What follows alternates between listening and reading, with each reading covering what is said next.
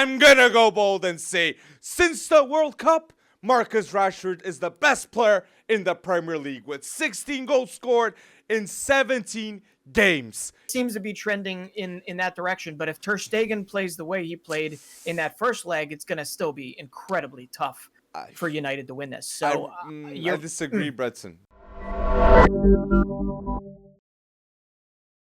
What's up, guys? Here with you at FC Wonderkid, episode 93. Here with my guy, Bretson. How are you? Let's just say I'm doing a lot better than Graham Potter is at this moment in time. My goodness, at that final whistle in Chelsea's loss to bottom of the table Southampton, I don't think I have ever heard as resounding of a boo as ever before. And Chelsea has been through some changes. This feels different. But anyway, I am definitely doing better than Graham Potter, but I know that that's not where we wanted to start today. First, I got to ask you, Alex. How are you doing? I'm doing fine, and I love that reference of Graham Potter because he ain't doing good, and that's going to be a big topic in this podcast. We're going to talk about Arsenal, Man United, Chelsea, the Champions League predictions for next week, and a bit of banter with Serie and the Bundesliga title race. Make sure to check out this episode 93 on YouTube, Spotify, and Apple Podcasts. And I have to say, Chelsea, you mentioned Graham Potter fast, and I want to say to the people, Chelsea in their last 10 appearances have 5 losses, 4 draws, and 1 win. Seeing the team going out to the field, no smiles. And Aspie, one of the leaders, now down. Trouble is coming now for Chelsea. But we wanted to talk about Man United, right, Bretson? Because Man United, 3-0 win to Leicester, and I'm going to say it. I'm going to go bold and say, since the World Cup, Marcus Rashford is the best player in the Premier League with 16 goals scored in 17 games. He's equaled Ronaldo's tally from last season. Rashford deserves the payday, and he's one of the best of the world. Had to start with that. And that's to go with 4 assists as well. So 16 goals, 4 assists in 17 games. I think he's only gone 2 matches without having a goal involvement, period. So it hasn't been like, I'm going to score 4 goals in one game and then take the next 3 games off. He has been consistently getting on the score sheet because only 2 of those games, I believe, were were braces. That's it. Everything else has been singular, goal involvements all across the board. And I 100% agree with you in terms of the most informed player in the Premier League right now. You can't go beyond Marcus Rashford. And if you do, it might even be somebody else on Manchester United because Bruno Fernandes had himself a day as well. He really did. I don't think I'm going to give, normally I'm not the one that gives him the credit he probably deserves. But in that particular match, he was phenomenal. I think he had 9 key passes on the day. He created the majority of the chances, and Manchester United never looked like they would be in trouble, period. But got to give it to Rashford, dude. You got to give it to Rashford. And I love that bold statement because, yes, I'm going to say Bruno Fernandes right now is performing better than Kevin De Bruyne and Martin Odegaard right now in February. You can say that. And now Man United are considered title contenders. Sancho's back. Lisandro Martinez, Varane go bold. Luke Shaw is looking amazing. And Rashford too. World class. Erik Ten Hag, an amazing job done. Casemiro, man, that game against Barca. Man United Barca 2-2. That was so exciting to watch. Love to see it. And here's the thing. Not only is obviously Casemiro back, right? But heading into this next massive second leg with Barcelona are going to be without who? Pedri and Gavi. Which is going to be huge. And they played that first leg without Lisandro Martinez. So it is going to be I mean, obviously, I think what I'm trying to say here Man United is that I believe that they are. Yeah, I mean, it's not by a lot. It's like 52-48 or something. But as of right now, it seems to be trending in that direction. But if Ter Stegen plays the way he played in that first leg, it's going to still be incredibly tough for United to win this. So I disagree, Bretson. I'm going to say that no Pedri, Barca without Pedri are totally different. without Pedri, and that hamstring injury, man, keeps on coming back. Hope Pedri can fix that long term because he's more involved in goal and he's instrumental to this Barca team. I think Man United are going to go through. I can't see Barca stopping this United team right now without Pedri and without Gavi. I can't. You don't see like a Sergi Roberto or a Franck Kessié masterclass on the horizon? Maybe they all masterclass at Old Trafford, which would make a lot of headlines that would be very, very funny. But I want to come back and say, Erik Ten Hag, even with Sabitzer came as a quick replacement for the Eriksen injury, and Sabitzer is unbelievably important now to this Man United defense. Bruno's showing, but Sabitzer's ball recoveries, Sabitzer's moments, Sabitzer's timings in midfield, they're essential now for Erik Ten Hag and Man United. So that's, once again, Man United fans, be excited for next summer because Erik Ten Hag doesn't miss with transfers. Malacia, Casemiro, Martinez, Sabitzer, Weghorst loan, which will show more results, and they will get a striker. Man United will get a striker next summer. Osimhen, with Rashford, Sancho, and Bruno behind them, is the start of a legacy and the best way to come back to Champions League football in Old Trafford, with Casemiro holding that midfield too. Exciting times to come for Man United. I have to say that. I have to say that. I'm in complete agreement. This feels like the early days of when things started to click for Mikel Arteta and Arsenal. That's what this feels like again for United in this instance. And I Wout Weghorst, okay, he's doing what he's supposed to do. He's occupying space and whatever. But yeah, you're right. Osimhen would be phenomenal for them, but how much is that price tag at this moment? More than 100. More than 100 million. It's gotta be. And that's what it's gotta be to win the Prem. Right. Because you see City with Haaland. Chelsea will get a striker too. Arteta, no Gabriel Jesus. Look what's happening. It's not looking that good. So question marks are arousing. So I'd say it's extremely important. But see, if you're gonna spend that amount of money on somebody, then that ownership, right? That big question mark around the ownership, and I know this is a perfect segue into that conversation. That ownership has to be locked tight. It has to be done before Victor Osimhen, I believe, can come in the door. Because why would the Glazers on their way out want to spend that amount of money heading into unless of course they could tack it on to the end value of what they sell. But yeah, the ownership, that's going to be a massive question mark when it comes to actually supporting Ten Hag long term. And if you're going to go after Victor Osimhen, you're going to have that ready. And the ink has to be dried. It does. And for the Glazers, the best thing that they've ever done was bringing Erik Ten Hag, because now Man United is showing real value with all the fans happy. We can see the potential, and Ten Hag didn't get the transfers bad. They spend more than Arsenal's cap with Arteta. They haven't spent more than 60 million, but United with Ten Hag were. Casemiro, okay.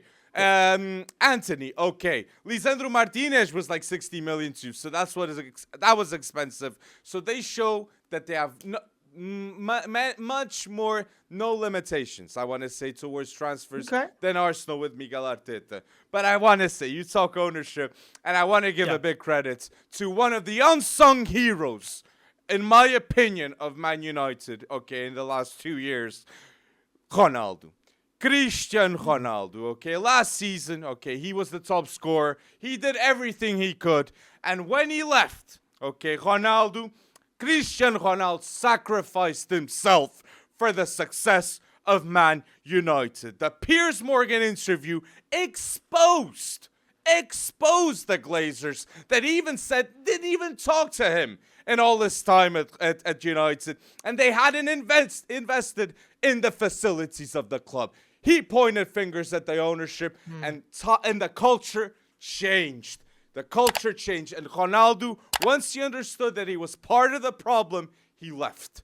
He left in a way that the Glazers couldn't stay at the club. So I want to give credit to Ronaldo by doing that hard decision of going to Saudi Arabia. And it was the best for Ronaldo. Happy now, he's a better mindset, and the best for Man United too. clearly, with Eric Ten Hag, Rashford, all going bold now. So I wanted don't to know, say man. Yeah, I mean, it's been said, it's understood, but I don't believe a word of that. that. I don't believe a word of that in one bit. I feel like that's revisionist history all across the board. I am not saying that the Glazers are not culpable in this, because we all know they are. But everyone knew what the Glazers were previous to this. Okay, for the most part, nobody really liked them at any point amidst their ownership. There is nobody out there that said the Glazers are doing all that they can for Manchester United. We remember Super League. We remember all this stuff, and we might even see it again. Okay?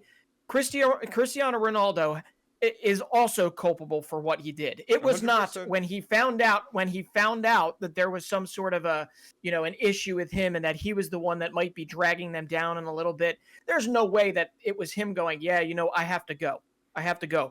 Piers Morgan was possibly the dumbest thing he's ever done when it comes to doing that. I don't think that was done for exposure. I think that was done because he was hurt. At the Glazers. So At the so Glazers. I don't want to come I don't want to come across as a Ronaldo hater in any way, shape, or form. But I think he made just as many mistakes as the Glazers did. And I don't think a culture changes. I don't think a culture changes that fast.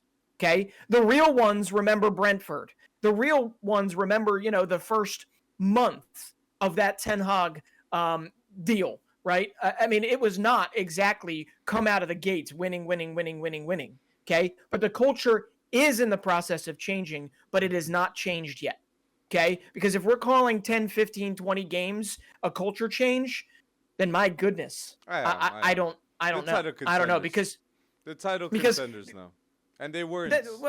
They're also title contenders because, Manchester City continues to shoot themselves in the foot, right? They're also title contenders because Arsenal has been reeled in because they haven't been in this place in a very, very long time.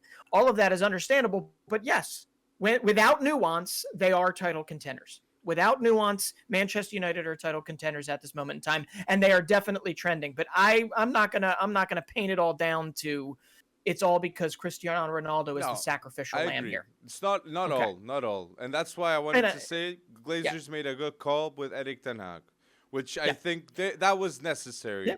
And now we see all the assets of Man United increasing. A bit like Roger Schmidt too at Benfica. The impact of Roger Schmidt, Romario now with more than 15 goals. Hadn't scored that the last 7 seasons. But going back to United, again, I agree with that. I agree partially that Ronaldo was part of the problem, but I think once he understood that, he just left. But tell us down below your thoughts, and if you're listening on Spotify and Apple, put down below in the YouTube comment section, what do you think about this Man United situation? And 3-0 win against Leicester, and let's see what's coming. But you said Arsenal. Wait, sorry. But before we move on, I just got to ask, you have United over Barcelona in the second leg? I do. I think Man United are going to go through against Barca, yeah, because of no Pedri and no Gavi. But let's wait and see. Wait and see. But Arsenal, Aston Villa was trouble for Arsenal, which is understanding. Unai Emery knows Arsenal team very well. Coutinho, Watkins, Douglas Luiz, you have a couple of great players at Aston Villa, but it wasn't enough. Arsenal and Jorginho. This was the best display of Jorginho this season. He went 100% bold, and I was certainly not expecting the goal. Arteta did the right call by getting Jorginho, as it seems. But let's see. I want to see long-term, though, because if Jorginho is the substitute that managed to score these goals when Thomas Partey ain't there, that was the right decision. But let's wait and see. Yeah, but how poetic is it that it was Emiliano Martinez, former gunner, Martinez, that actually, it comes off of his head after it hits the crossbar off of Jorginho's foot. But my goodness, for the neutrals, if you were watching that game, that was one of the most entertaining games of the season. Easily of the season. And we all found a unicorn. We saw a unicorn, a Philippe Coutinho goal. There was a unicorn out there. I saw him. A Coutinho goal. No, it's always just like Jadon Sancho starting to score again, starting to maybe make good on his 100 million or so. Coutinho, anytime he scores a goal, it's generally not a forgetful goal. It's a beautiful, well taken strike. We only wish that he could revisit that form that he once had on loan at Villa before he made it official. But it was a game for the neutrals, and it had everything. And when it comes down to it, Man City is not on top anymore.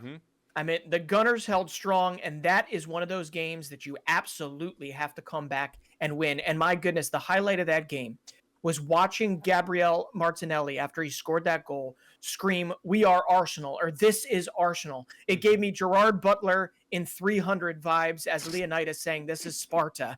And it was everything that you wanted to see. Zinchenko jumping on top. I'm pretty sure Granit Xhaka was already subbed off the pitch. Yes. And he ran over and to celebrate with everybody. And that's the type of thing you want to see.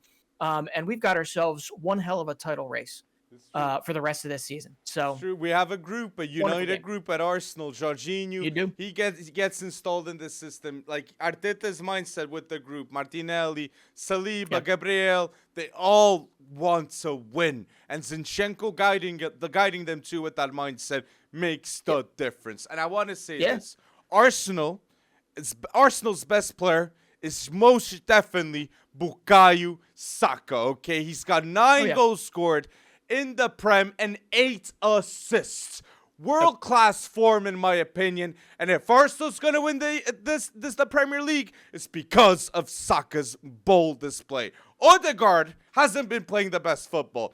Play Fabio Vieira more. Compete more for that role, because he will make a big difference, because Saka needs that. Saka's got that big, I'm a world-class player mentality now. You can see it. And the Martinelli extension being done was the right move too. And you can see that he's so happy and proud to play for Arsenal. And again, Zinchenko, the leader. The best transfer move this season of Arsenal. I'm going to go bold and say that because of the mindset that he brings. And just wait when Gabriel Jesus comes back.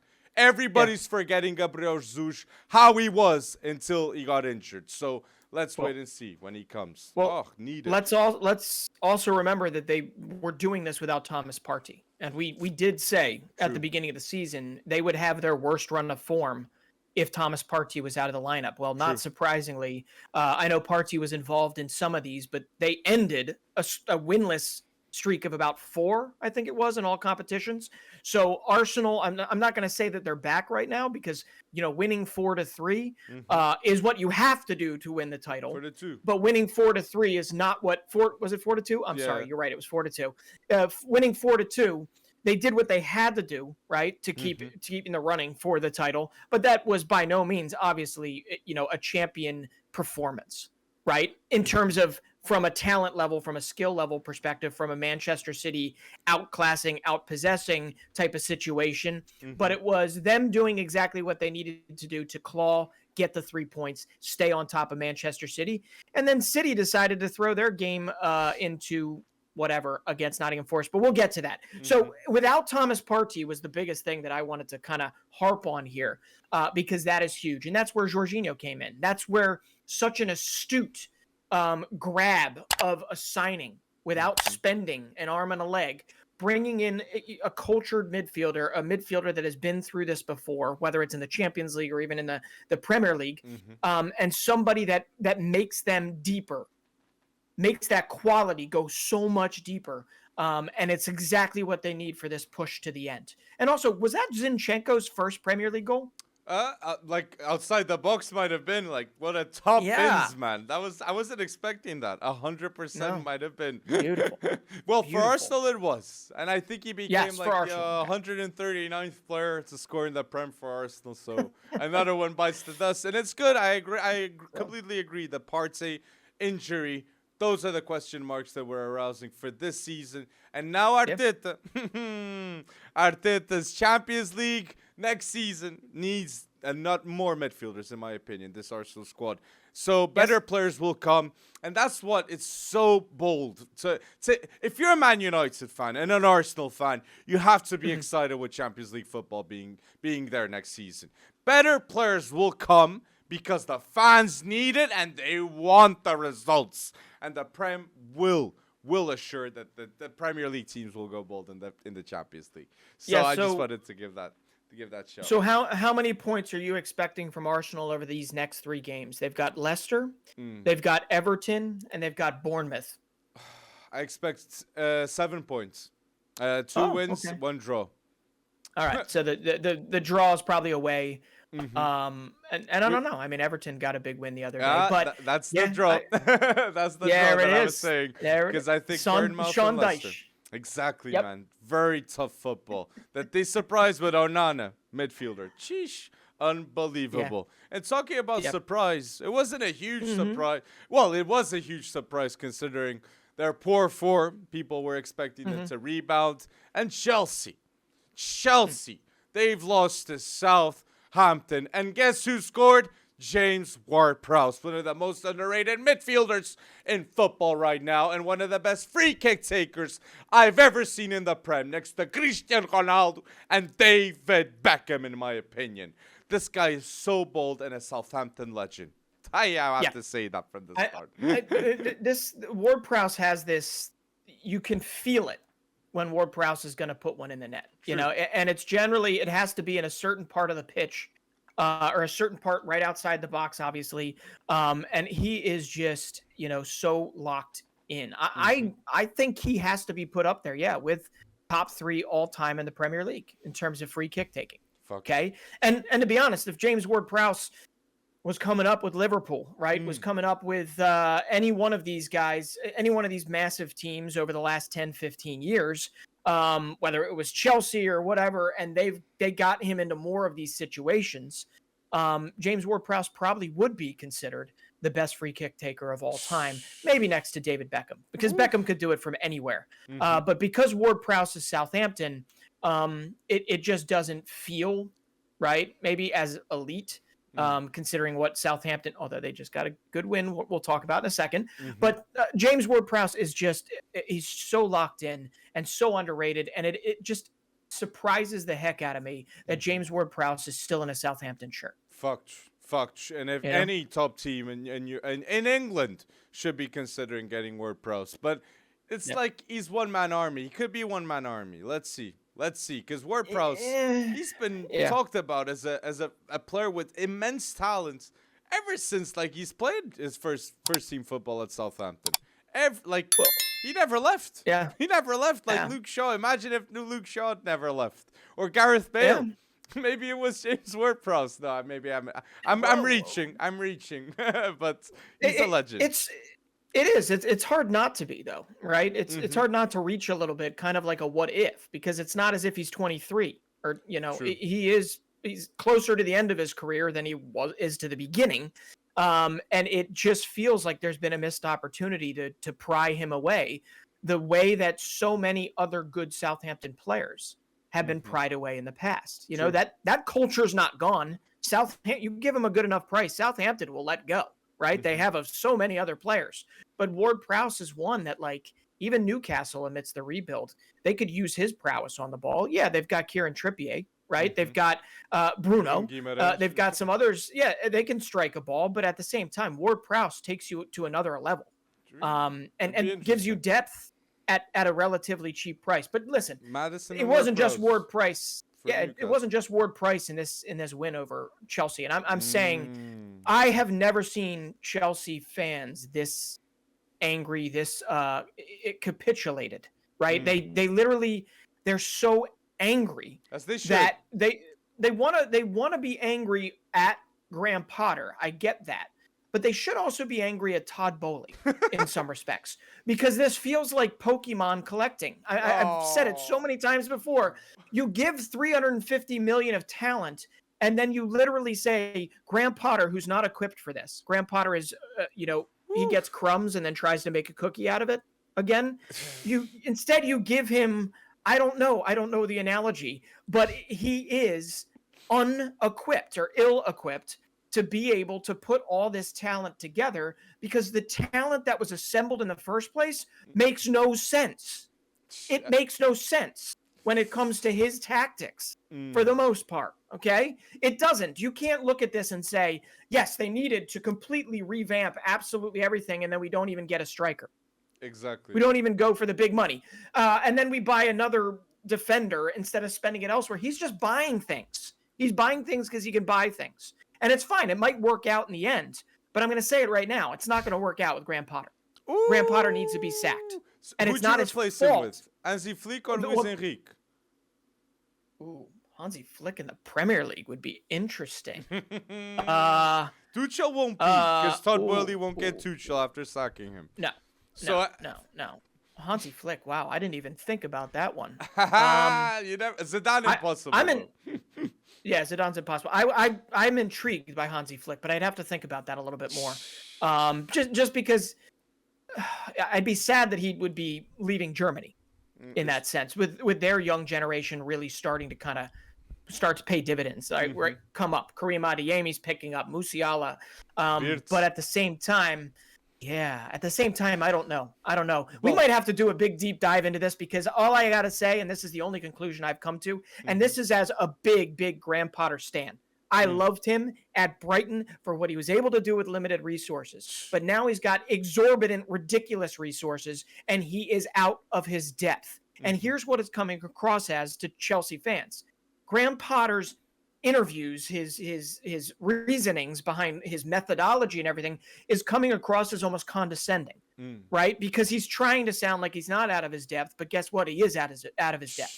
He doesn't know what he's doing. It's like the emperor has lost his clothing in this sense. And he was so much, I don't know, incrementally building was the way. Graham Potter rant right here, man. People, tell us down below if you agree with it. Tell us down below. And I partially agree that, yes, he's out of his depth because he hasn't been even close to a situation like this. But I still believe that until the summer, we might see him staying, which can be insane, okay? Can be insane. But I want to say next summer, Chelsea's priority is to sign a striker. Aubameyang didn't work out. Lukaku didn't work out. Armand Broja is injured.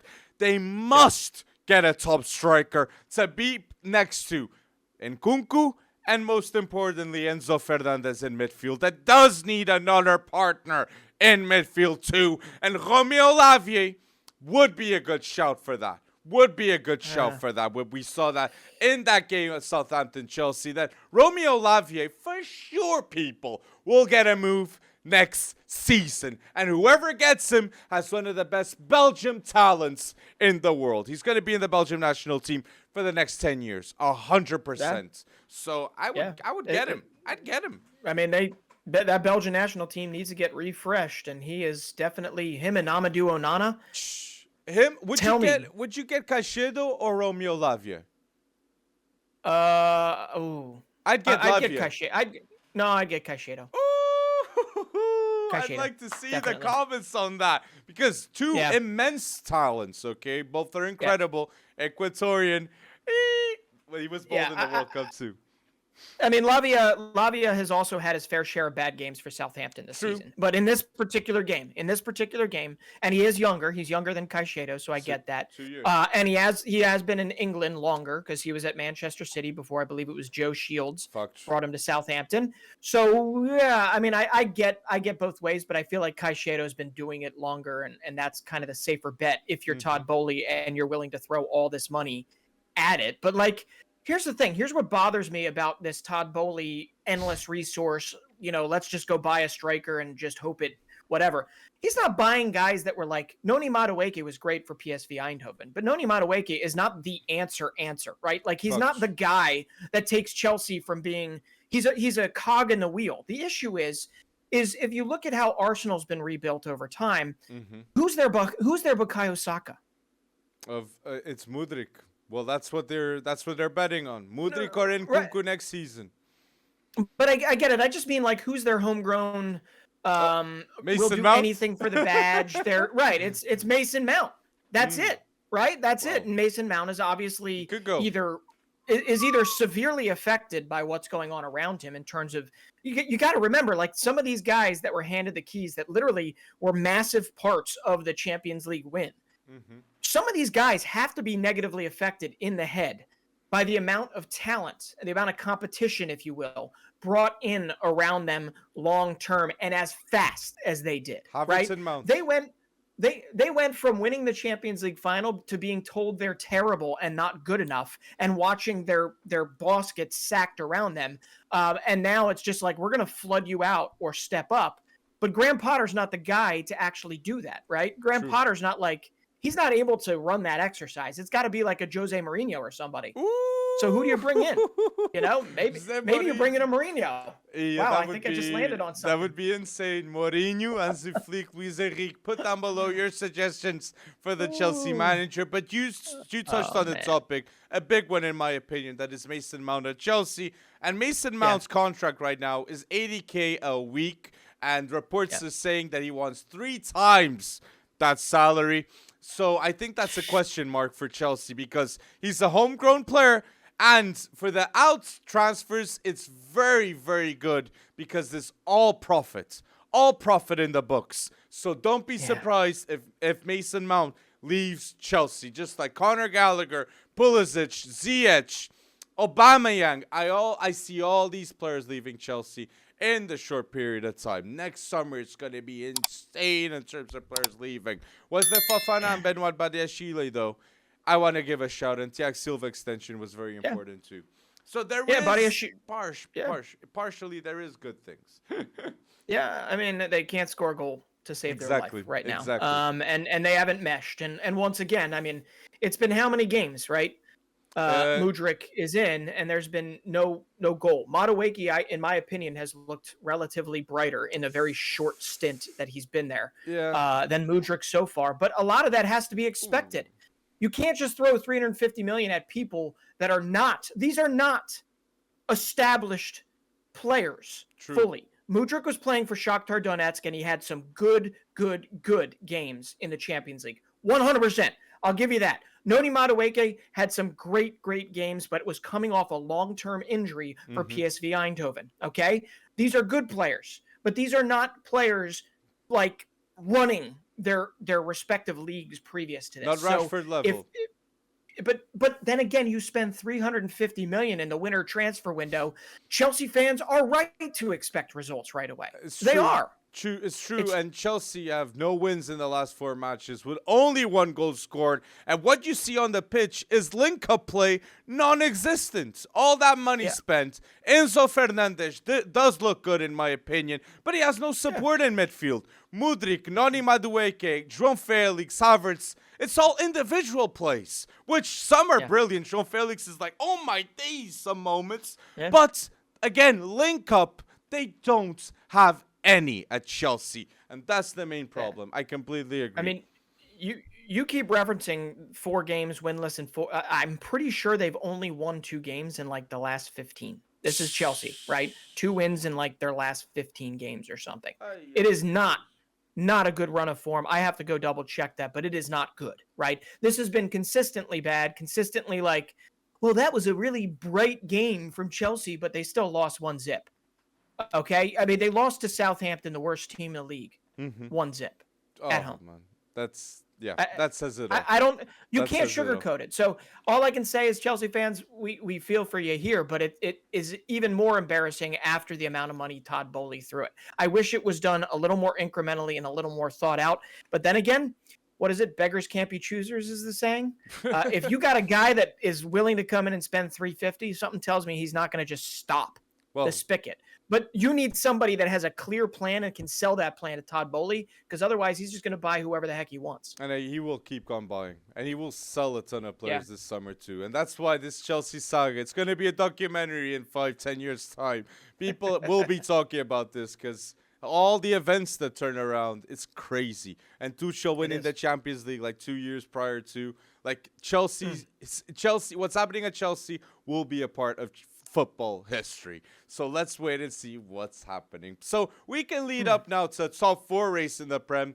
Last shouts in the Prem that the top 4 race, Newcastle lost 2-0 to Liverpool. The only team that beat Newcastle, and it's twice this season in the Premier League. Again, the only team. And I know Nick Pope got a red card, but Darwin Núñez, Cody Gakpo, Bajcetic, all went bold in this game. And you can see the impact of Bajcetic now in midfield. Fabinho looked horrendous before Bajcetic was introduced. Not close to the level of Partey, Rodri, and Casemiro. And now consistency and stability are in this midfield. So big shout out to the 18-year-old Bajcetic. The reason why things are changing. And Diogo Jota's back. Diogo Jota's back. So Gakpo, Salah, Darwin, Luis Diaz will return to Liverpool are in ascending now. Top 4 race is now, and it will happen. Much better than Chelsea. I'm gonna say they're still pretty close to the bottom of the staircase, but at least they're one or two rungs up as they try and regain their form. But listen, Liverpool was already up 2-0 before Nick the Pope, whatever the heck he was trying to do there. I was gonna call him Nick the Dope, but that's just a really bad dad joke. I mean, they were already 2-0 up. They had already dismantled Newcastle. So to be honest, if you're going to waste one of the largest mistakes in terms of, from a field player of the whole season, if you're going to have it happen, you might as well already have it happen when you're 2-0 down to Liverpool. And believe it or not, they played better after they lost that man, after they lost Nick Pope and replaced him with Dubravka. But I'm not worried about Newcastle necessarily long term, except they are losing Nick Pope for the Carabao Cup final, and Martin Dubravka had already played for United in the Carabao Cup. So guess who is going to be taking place in goal? Oh yeah, man. In the Carabao Cup so that final. Stinks for Nick. That's for giving Nick Pope. it to That United. stinks. That's giving the cup to United, literally, man. Urkadiusz goes bold, and that will shut me up. That will shut me up. But Newcastle, ever since investment, being in a final now, like a Carabao Cup final, being in the discussion for Champions League football, you gotta give kudos to the ownership and what they're doing, because they didn't overspend like Chelsea, and yet they have one of the best defenses, not just in the Prem, in the world, with names like Nick Pope, Dan Burn, Botman, Trippier, captain. So great decisions. Want to say that. But a highlight I want to do of this game is of Darwin Núñez, that I fully believe the second season is going to be very, very bold. But he already has 28 appearances, 11 goals, and 4 assists. And he's doing fine, in my opinion. Don't over-expect, but do expect consistency and progression from a player like Darwin Núñez. Again, he's going to go bold second season. And the Liverpool youth, we need to focus. There's a young core at Liverpool. There's a lot of young players there. You got Bajcetic, you have Darwin Núñez, Gakpo, you have Trent Alexander-Arnold, which is young, Konate, which is young, Ben Doak that they went to sign. So there's a lot of youth players to highlight, and even Kelleher in goal. So Klopp is doing an amazing job trusting the youth. Yeah. I mean, you got Elliot and Harvey Elliott and Curtis Jones too. Yes. Yeah, they haven't really amounted to what, but Harvey Elliott, he gets a pass in my opinion because of what he's been through injury wise. He'll come good, and he's still so young. And they have other players. Some of them are already out on loan. But yeah, Ben Doak is one to get excited about. But listen, I agree with you. I think Darwin, if you tier a lot of these signings, right, via how much money was spent on them, how much money was spent on Darwin, believe it or not, he's probably still the upper, 5-10% of those signings that were that expensive. True. Because some of them, Jadon Sancho, we're still waiting for him to wake up, and he is starting to go, right? Right. And that's okay. Darwin at 11 goals and 4 assists, it's fine for you to want more. That's okay. And expect more and be like, why can't he hit the broadside of the barn sometime? But guess what? At some point, with how young Darwin still is, he will start hitting that. He will score those goals. And if he's still got double-digit goals, even if he misses a lot of his biggest chances, that's a pretty dang good start. And once again, and Liverpool, they'll be lucky if they get a European spot in any way, shape, or form this season. They'll be lucky, okay? So when it comes down to it, all their eggs, in my opinion, is in the Champions League basket. I think top four is. I think top 4. I think they can get top 4 still. That 4th place is gonna be a carnage battle. Newcastle, Tottenham, Fulham, even there, man. Insane the top 4 race. And Man United have distanced themselves. Now they're top 3. 8 points difference. So it's the Premier League is so exciting to watch. Even relegation battle as it seems. Yeah. Oh my days, man. And the funny thing is one of the tightest title races from last season, AC Milan winning the Scudetto. Oh. That this season in Italy, Napoli is running away with that thing. True. I mean, they're 18 points. They are 18 points clear. And all of the places that we thought maybe some teams would run away with it, like Manchester City was with Haaland coming in. We had all kind of looked at it and thought, I just don't see how Manchester City doesn't win this thing. One, over in the Bundesliga, you've got Bayern Munich. They are neck and neck, not just with one team, but two teams, 21 games into the season. Union Berlin and now Borussia Dortmund are both level on points, 21 games in the season. So we've got ourselves maybe a little parity, or maybe it's just we're just waiting for the sleeping giants to wake up. I think Dortmund can do it, man. Trust the youth. Karim Adeyemi, Jude Bellingham, Marco Reus, get it done being the leader of that Dortmund team, man. Absolutely would be tremendous to see. And Union Berlin shocked that they have 43 points next to Bayern and Dortmund. But at some point we got to stop being shocked, because Union Berlin is just they are every year outperforming their analytics.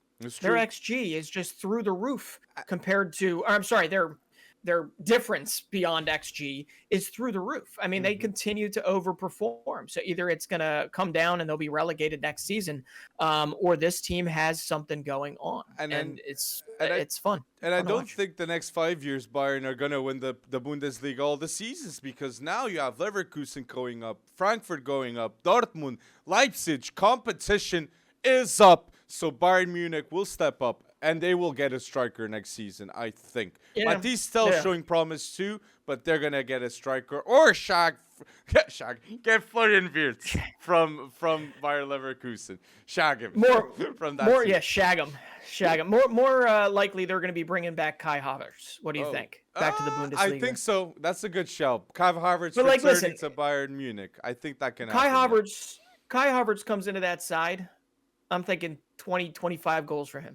Easy. Next to Jamal Musiala, Coleman, Gnabry. And give it. Sadio Mane, a healthy Sadio Mane, which they have not had all season. They haven't had Sadio Mane at his peak. So it is really going to be interesting that late on. I still think Bayern Munich is going to win the Bundesliga title. Oof. But I applaud your optimism that Borussia Dortmund can do it. And my goodness, would I love to see it happen. And I would love to see it happen. We were talking about Liverpool, and now we're talking about Bundesliga. We can just touch base here with the Champions League fixtures, which we have a Liverpool Real Madrid, Breton. And do you believe Liverpool can surprise the world and beat Real Madrid?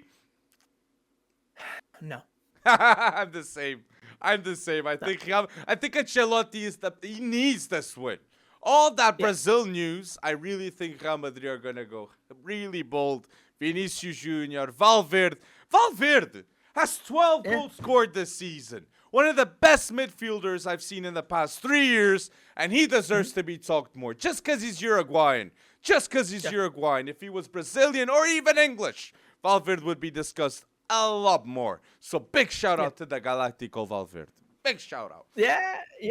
But I've been more impressed. Vinicius, obviously, amidst all of what he's taken, I guess, verbally. Everywhere he goes in La Liga, he just gets killed. But I honestly believe he thrives in the Champions League. And I think we're going to see it again, especially against Liverpool. I just don't think that back line is what it used to be. I think, obviously, and you don't really have a healthy Van Dijk. Heading into this for the most part. And Joe Gomez just ain't going to cut it. So, I see Real Madrid. Do I see them steamrolling Liverpool? Probably not. But I do see them getting by. And I think, believe it or not, the X factor is going to be late appearances by Alvaro Rodriguez, who actually got a couple minutes. Yeah, after he got a couple minutes after he came back from the U20 Sudamericano, and he registered his first assist. And everyone that's seen him in training says he probably deserves more first-team minutes. And I would love to see a homegrown Real Madrid, obviously not too homegrown, but, I would love to see a homegrown Castilla striker make his mark at Real Madrid. Yeah, maybe. You never know, man. And Uruguay I know. too. So, and Benzema needs Yeah. competition because yes, Benzema has 10 goals scored since the World Cup, but Mm-hmm. Benzema needs competition in that striker role Yeah. for Real Madrid, in my opinion. But I also agree, Real Madrid, I think they're gonna go through against Okay. Liverpool. But we mentioned too Napoli. Napoli will be playing Frankfurt, and Napoli has Napoli has one of the best duos in the world of football with Kvisha Kvaratskhelia and Osimhen. That Osimhen has 19 goals scored and 4 assists in Yeah. 19 games. Those Yeah. stats are insane, and that's why every Prem team will spend more than 100 million to get Victor Osimhen. Must be said more. Must be talked more. What a player. Yeah, What a player. and I'm gonna pile on that statistic you just shared. Victor Osimhen reached his century mark in goals, his 100 goal mark in 197 games. That is faster than both Lionel Messi and Cristiano Ronaldo. Okay, so Victor Osimhen, I mean, there is no better story in football right now than Napoli, than what is happening at Napoli. Oh, yeah. Especially when you look across the Premier League and you see how much money is being thrown at these teams. But then you look at what good old-fashioned team chemistry does. What good old-fashioned, believing that the other guy is doing what's right for the club. What good old-fashioned scouting does, and that's Napoli at this moment in time. Kvicha Kvaratskhelia has not slowed down. True. And Victor Osimhen has not slowed down. True. Okay, I mean, Kvaratskhelia has 4 goals, 4 assists in his last 5 games. Okay, Napoli they've won all 5. They're 18 points clear, so they don't even really have to look at the rest of the Serie A season that hard. They can go as hard as they want in the Champions League here, and they have. This is a slippery slope. This is a tough thing, but they have what some would call an easy next leg. And I put that in quotation marks, right? Because Eintracht Frankfurt is anything but necessarily Europa League easy. winners. But exactly. But at the same time, Napoli, I don't think would rather be going up against a PSG or a Real Madrid or any of those at this moment in time. But I have to tell you, okay, it'll be Napoli's first Scudetto win if they win this since 1989, 1990. And we all know who is at, maybe not his peak, but we all know who was the top guy back then, okay? And guess what? Maradona didn't lead Napoli to an 18-point lead. Maradona had a 2-point lead over AC Milan when all was said and done, and he was second or third in the Golden Boot race, okay? So when it comes down to it, what's going on at Napoli right now really is, I don't know how better to say this, it is the best story in football. True. Hands down. 100%. And it's the list of names. It's like you look at Napoli, you see Min Jae Kim, Kvaratskhelia, Osimhen. You see Matias Oliveira, Mario Ruiz. Big shout out to that left back, going bold for Napoli too. So you see so many top players, Zielinski, Lobotka. The list goes on and on. Lozano being involved too. So Spalletti, great job winning the Serie A, and no one wants to face Napoli in the Champions League, in my opinion. And Frankfurt have a player of their own. Frankfurt has a player that has 10 goals scored, Frankfurt have Randall Colomwani that has 10 goals, 10 assists in 20 appearances. Very efficient, and for sure will be getting a move next summer. Scoring 2 in the World Cup for France, a key goal. Yeah. So that's going to be interesting. Yeah, he'll probably put on a Chelsea shirt when all is said and done. What do you think? No, but Spalletti did something that, and yes, it's probably due to the economics of Napoli as it stands. But he did something that a lot of the other, so-called big clubs chasing league titles right now didn't do. He sat tight. He looked at it and he said, why would I want to why would I want to change something? Why would I want to attempt to fix something that as of this moment is not broken in any way, shape, or form? He's got everyone bought in. Even a guy like Chucky Lozano, who thinks he should be starting every game, I'm sure, being the role he is for the Mexican national team, he is completely content getting spot starts, the same way Simeone is, the same way Raspadori is, even Zelensky. I mean, all of these guys are role players and star players all in one same breath. And that's what's pretty amazing. And I don't know, this is what kind of I have to wrestle with is I don't know if this is a one fling wonder, like this is just a one season thing, or if Napoli has truly bought themselves a foundational like reasoning to become potentially a dynasty in Serie A. It's really hard to do that in Serie A, but let's see what they do. It's so cool. You It's think so Napoli's gonna get more than 200 million from Kvaratskhelia and Osimhen? I do think if they absolutely want it to happen, yes, they could get 200 million. And Min-Jae Kim too there? Koulibaly money's already kicked in. I think Napoli, if they want, they can do a legacy. Yeah. I think they can do it. The issue though is Spalletti, can they do it again? Mm-hmm. Right? Can they do it again? I mean, Min-Jae Kim, let's be honest, a lot of this was probably some luck. Okay, I'm going to give them the benefit of the doubt that they were just incredible scout, incredible scouting team. But at the same time, even great scouts sometimes don't realize, what happens when you step it up a notch, right? There was no guarantee that when Kvaratskhelia came from Dinamo Batumi in his home country of Georgia, there was no guarantee that he was going to come in and set this. It was a risk, yes. Serie, yeah, but it was a great financial investment when all is said and done, because the expectation, whether it's 8 million or 10 million, whatever your reported fee is, the expectation was not high based on the amount of money you spent. And he looked silly heading into this. Remember who he got rid of? He got rid of Mertens. He got rid of Insigne. He got rid of some Koulibaly. He got rid of the biggest names in Napoli history that were relatively successful, but they never won a Scudetto. And then somehow each and every one of these players have been steps up. And that's just so amazing to me that I just don't really, I'm part of me feels like it's a flash in the pan. And we'll never see this again. Especially if they cash in. Yeah, if they cash in, it's going to be tough. But you know who has egg on their face? Victor Osimhen has been at Wolfsburg, has been at Charleroi and Lille. He was only at Lille for one season, and what happened? They won the French league. Yeah. Okay. At Wolfsburg, he was barely given an opportunity. Well, barely given an opportunity. He was sent out on loan. He had no goals. He barely even had double-digit appearances for that team. You want to look at it, Wolfsburg? Look in your face and say, how did we let somebody like Victor Osimhen go? That is fucked. That is fucked, man. And Kvaratskhelia, whoever gets him, they get a creative midfielder, can score goals at any time. And that's why it's going to be more than 100 million. But just the Champions League roundup fast. Liverpool, Real Madrid, we think Real Madrid is going to go through. Frankfurt, Napoli, we think Napoli is going to go through. Leipzig, Man City. We think Man City is going to go through, right, with Haaland and Guardiola. Yes. Yeah. And Inter, Porto. I'll go Porto. I'll go Porto to get this win, man. Against Lukaku, Lautaro. I'm going to believe in Porto.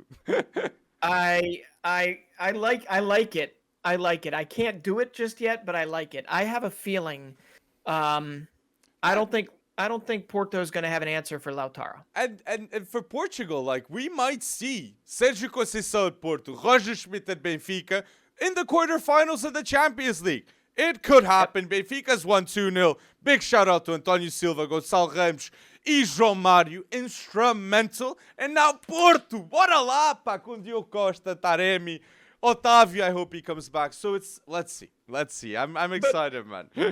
But listen, if Manchester City can draw with Nottingham Forest, who are we to say that Christo Nkunku, who's now back from injury, and Josko Gvardiol, who's coming back into form because he hasn't been fully in form since that World Cup, he is coming back into form right now, and Dominic Szoboszlai has looked very good for Leipzig as well.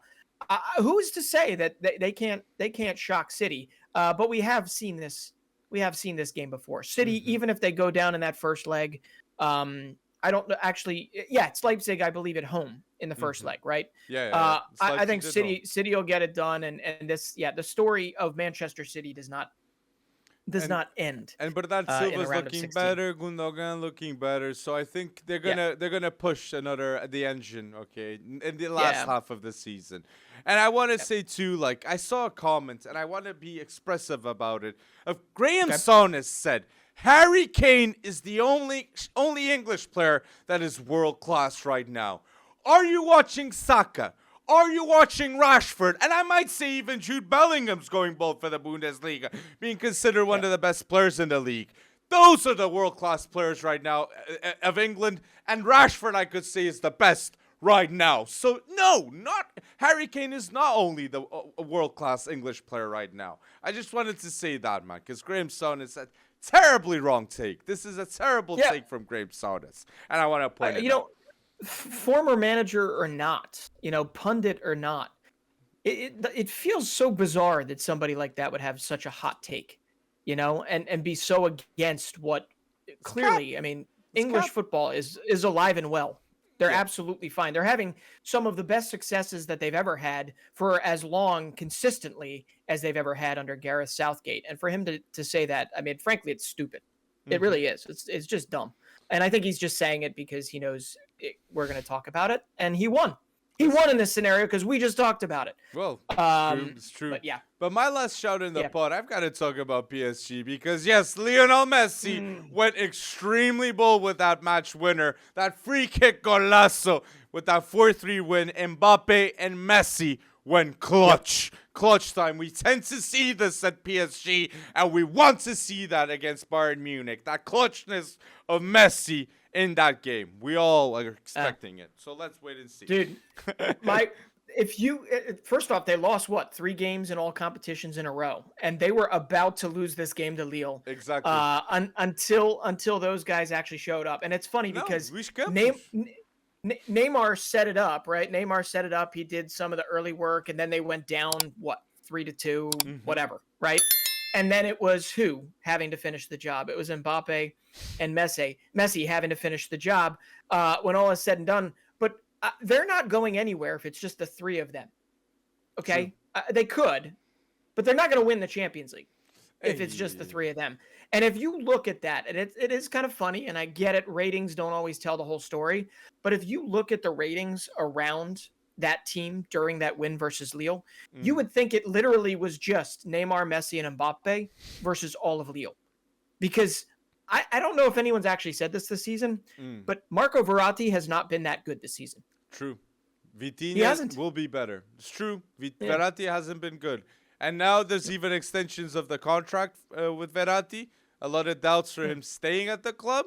So I believe Luis Campos will be looking at Verratti because it's a big contract. But I want to focus. Luis Campos went from the stands to the sidelines. And when he went to the sidelines, shouting at the team of PSG, the director of sports, the results came through. Mbappe felt the pressure. Messi felt the pressure. And that's the impact that is needed at PSG. The control of the locker room. Luis Campos has it as director of sport. So I'm going to say if PSG do not go through against Bayern Munich, guaranteed Christophe Galtier is sacked.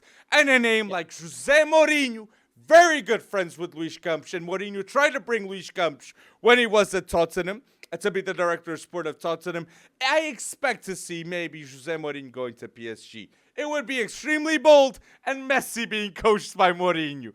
What if? I would love it. I would love it. So I just wanted to put that out there. Really wanted to put that out there. Well, I think, if Jose Mourinho comes in, does Neymar actually 180 and stay at PSG? I don't think he will. Or does he take Todd Bowley's blank check and move to the Premier League? I think from Messi, Mbappe, and Neymar, PSG will definitely not want to sell Mbappe. But they would be open to selling Neymar, in my opinion. 60, 70 million, because it's a huge contract. And if they do extend Messi, I agree. They won't win the Champions League with the 3 players together. So Messi and Mbappe would be the best choice, in my opinion. I'm going to... Neymar, Messi, and Mbappe have been close to relatively close to a top rating, doing what they can this season. I'm more unhappy with what Christophe Galtier has done with that supporting cast. Mm-hmm. They have not gotten, and injuries is some of the problem, I think, right? Ekitike, I mean, yeah, it's fine. They all have these high ceilings, right? Mm-hmm. For the most part, the Ekitike, the Zaire Emery, who I love, right? Oh, yeah. Hell, I still am even Pembele high at on the right. Bitshaibu. Yeah, but at the same time, you need the supporting cast to shine.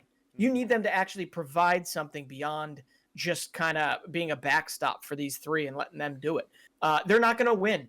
They will not win the Champions League this season if it isn't a Vitinha stepping up, if it isn't a Marquinhos becoming, his best of his best, because he also hasn't been his best this season. Even Donnarumma hasn't even been that good this season. Fuck. It just doesn't feel right at PSG. And if you can't win it with Mbappe, Neymar, and Messi, then who the heck can you win it with? You need a full reset if that's the case. With a united team. And that's why I think they can't win with the three of them together. Because they just can't focus the ball with them three.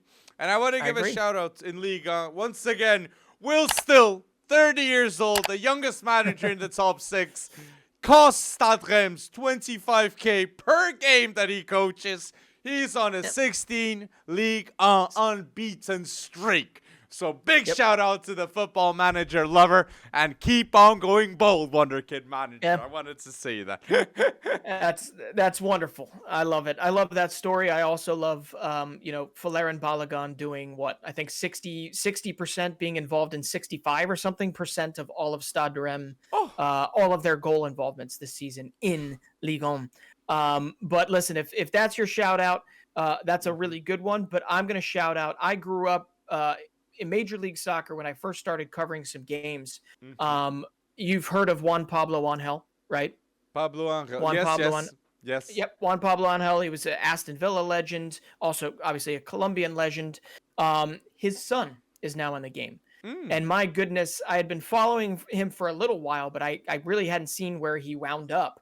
And he was able in the opener, I believe it's the Apertura, for Millonarios, in the Colombian Premier Division, he was able to score a brace. Okay, so he's 19 years old, and I'm sorry, it was Atletico Nacional, not Millonarios. I apologize. Oscar Cortez is who plays. That's the guy you got to watch. But no, it is Tomas Angel, and I want you to watch him because if he does well there, he very clearly, born in England, he is going to make his way abroad at some point, whether it's La Liga or whatnot.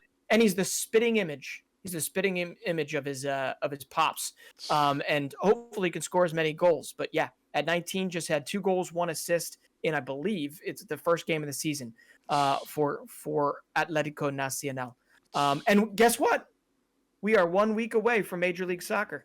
So yes, people, I will be talking about it here. So if you want to tune out, you can. But it's going to be another massive step forward for MLS as they get closer to this 2026 World Cup. And there are more players coming in that you need to know the name of. Julian Araujo just made his move to Barcelona. We'll see if he ever plays for Barcelona, but he just made a move, and there will be more players like that as the purse strings open and we invest more money in the game here. But anyway, just had to say it. Paxton Harrison, Frankfurt, Gaga Slonina, Chelsea, a lot more to come. More moves, youngsters leaving MLS than Liga Mexicana. And it needs to be shouted more because the MLS development are doing better results than the Mexican. And that in the past wasn't the case. So people, do not forget to like this video, comment down below topics and videos you want to see and here at the FC Wonderkid channel. And once again, thank you for listening to episode 93 and thank you for going bold. Until now, people.